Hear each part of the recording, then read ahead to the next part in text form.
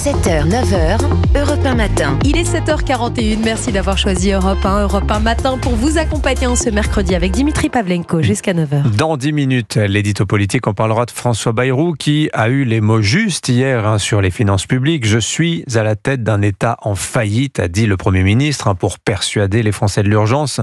Mais qu'est-ce qu'il va faire concrètement pour y remédier? C'est là que le bas blesse, nous dira Vincent Trémollet de Villers. Le club culture d'Europe 1 matin, dans un instant, les sorties ciné de la semaine avec Laurie Choleva et le livre du jour. Bonjour Nicolas Caro. Bonjour Dimitri, je vous emmène au Japon à vélo.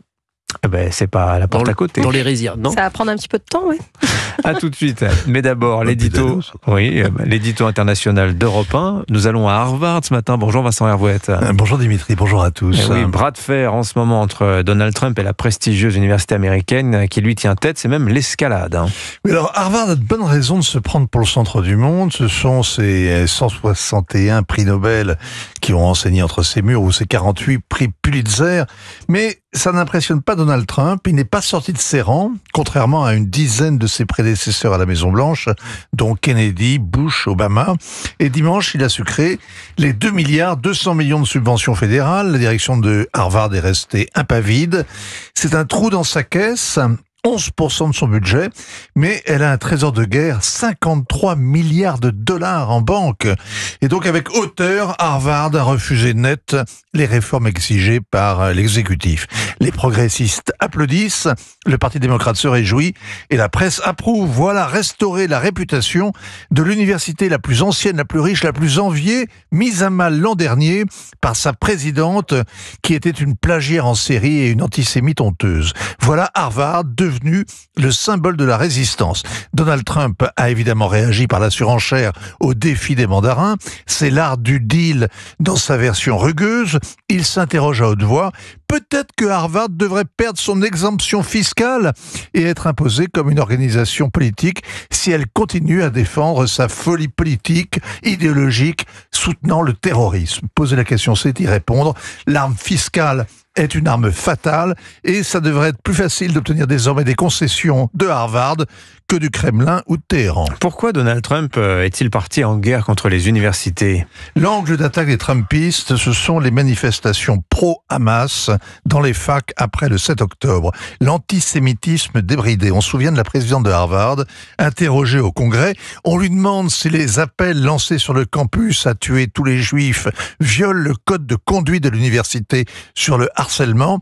Et elle répond: ça dépend du contexte. À ses yeux, appeler à l'Holocauste n'est pas forcément une offense aux étudiants juifs. Et heureusement que la devise de Harvard, c'est Veritas.